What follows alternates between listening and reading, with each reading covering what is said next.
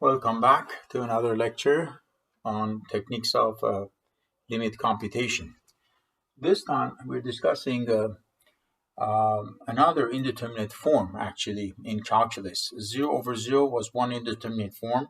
We have already discussed that, but this time x is approaching infinity, okay, our independent variable approaches infinity, and when it happens, the numerator, which is like a quadratic trinomial in this case, will also become extremely large and approach infinity, and so will the denominator. So basically the numerator approaches infinity, the denominator approaches infinity as well. And you cannot say infinity over infinity is equal to 1. You cannot cancel them out because they're not numbers. Infinity is never ever a number. Infinity is a concept. Infinity is an idea. Infinity is the concept of a very, very, very, very, very large number, but it is never equal to a large number. If I have 10 billion in the numerator and 10 billion in the denominator, sure, the answer is 1. You are right. But I don't have 10 billion in the numerator. I have infinity. So if x approaches infinity, both the numerator and the denominator approach infinity, and we don't know what infinity over infinity is, we call it indeterminate form. So indeterminate form. Just like 0 over 0 was another indeterminate form, infinity over infinity is just another indeterminate form. In calculus, we have 7 of them actually. Little by little, you're going to learn about them. There's 7 indeterminate forms in the whole world of calculus, 2 of which you have already learned. 0 over 0 and now infinity over infinity. So the question is, okay, how do we deal with this kind of problems? Well, there's several ways of doing it. One way is to find the leading term in the numerator, which in this case is 4x squared, and finding the leading term in the denominator, which is 2x squared, and actually factor them out. Now, the coefficient of the leading term, you can just leave it. So you can factor x squared out in the numerator because that's the only expression of x with the highest exponent. And then you will be left with 4 inside the brackets if you factor it out. And then you get 5 over x. If you factor out x squared, I call it factoring by force. If you factor out x squared from 5x, you end up with 5 over x. And then the last term would be negative 1 over x squared. And you haven't done anything wrong here because if you multiply back x squared by every single term inside the brackets, you will get exactly the same original trinomial in the numerator. So you haven't done anything wrong. And factoring x squared out in the bottom as well, it will give you 2 plus 3 over x minus 7 over x squared. And we see that x approaches positive infinity. Okay, so next step is just simplify x squared over x squared. They cancel out each other. So we end up with limit of 4 plus 5 over x minus 1 over x squared in the numerator, and 2 plus 3 over x minus 7 over x squared when x approaches positive infinity. Now, the thing is that if x becomes extremely large, think about it, like billions of a huge number, then 5 over x will become 5 divided by an extremely, extremely, extremely large number. And as a result, 5 divided by like 100,000 billion, okay, would be a number that is extremely, extremely close to 0.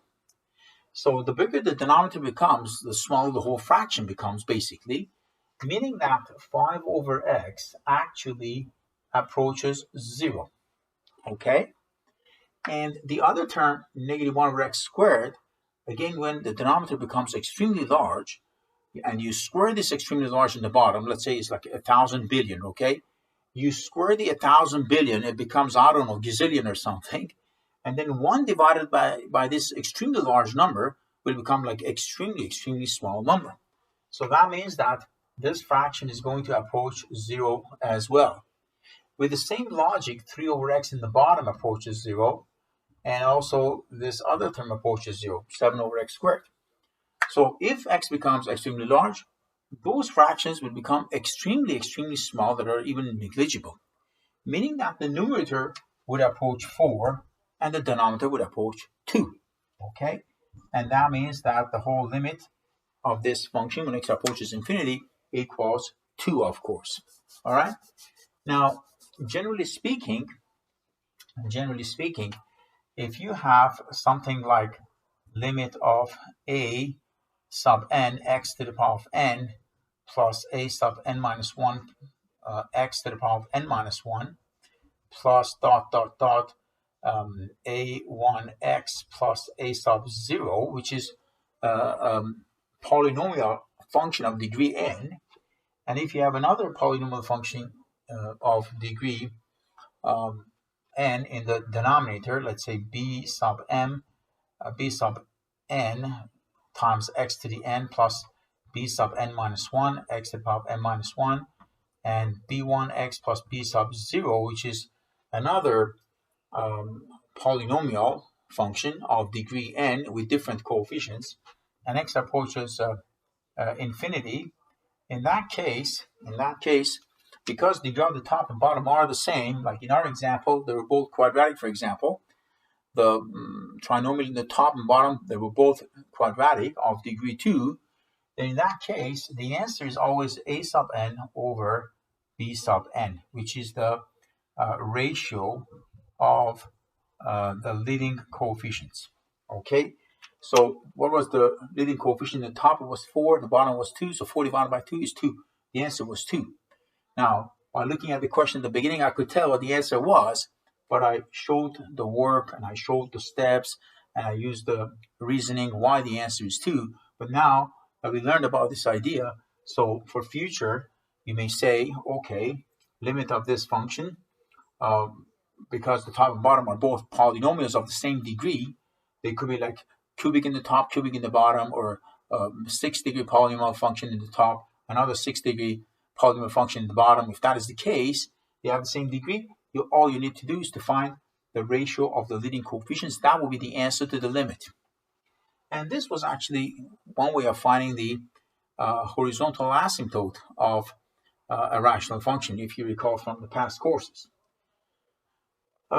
We try this one. We see that the top is cubic, the bottom is quadratic. So all I said here does not even apply because the degree of the top and the degree of the bottom are not the same.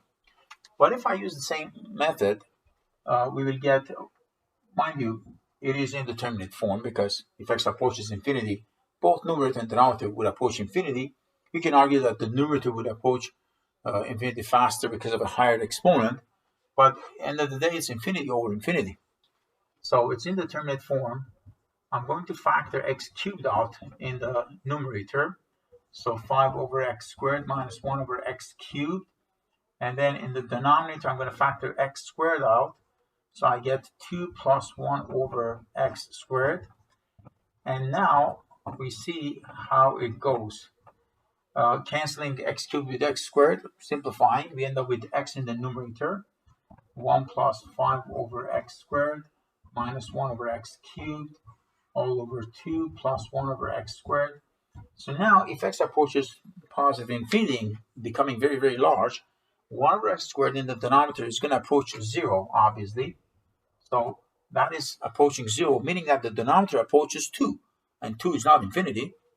And for the similar reason, 5 over x squared will approach 0, 1 over x cubed will approach 0.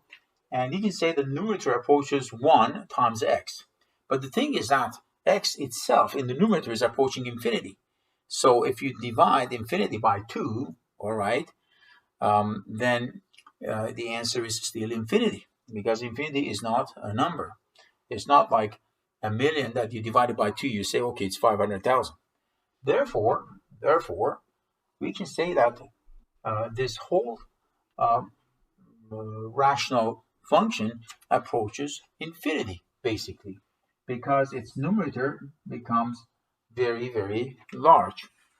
Now, if x approaches negative infinity, okay, then in that case, x in the numerator would approach a negative infinity, and as a result, the answer would be negative infinity, okay? Positive infinity, negative infinity. So depending on x approaching positive or negative infinity, the answer is positive or negative infinity. This would not be the case if the coefficient of x cubed was a negative number. In that case, we had to switch the signs actually. But right now, that's what it is. Now, infinity is not a number. We said it 10 million times already. So what is the answer to the limit? Are we going to say limit is like 5 or 10 or 1,000 or a billion, or what is the limit? Well, the answer is that limit of this function actually does not exist. So we're going to say the answer is D and E, does not exist. We say limit doesn't exist. Perhaps this is the first example we're doing where the limit doesn't exist. Always we could find the limit. But this tells us that not every single function has a limit. And we're not surprised about this, actually. We're not surprised about this. If you remember, you discussed the exponential function, right? Well, exponential function y equals 2 to the x is like that. So imagine you want to find limit of 2 to the x when x approaches positive infinity. So if x becomes larger and larger and larger, 2 to the exponent of x becomes even more larger. So again, it's going to be infinity. In other words, there is no limit for the function 2 to the power of x if x approaches infinity. Limit is infinity, you can say. So limit does not exist. That's what we write. D and E means does not exist. For this one, I will suggest another method. Of course, again, mind you, I don't need to mention this, but I should, because you should on your test. So I'm going to say this is indeterminate form, first of all. Second of all, the degree on the top is 4, the degree on the bottom is 5 this time. So it's like a new scenario. I can't say it's 3 over 3, like I said in the first example, because that was only when the degree of the top and the bottom are the same. But here, they're not the same. So here, I'll just show you another approach some other teachers are using. We are dividing the top and bottom by the same expression. So I divide the numerator by x to the 4. Like every single term, I divide by x to the exponent of 4. And in the denominator, I should be doing the same thing to be completely fair, obviously. So x cubed divided by x to the 4, 1 to the power of x by 4. So everything is divided by x to the 4, numerator and the denominator. And then we try to simplify a little bit, see what we can get. We get 3 minus 2 over x squared plus 1 over x to the 4 all over 2x minus 2 over x plus 1 over x to the 4. X approaches positive infinity. Okay, this is what we end up with. Now, with the same argument we had before, we're going to say that those fractions, because the denominators are becoming very, very large, they're going to approach 0. So this is going to approach 0, that is going to approach 0, and these fractions also will approach 0.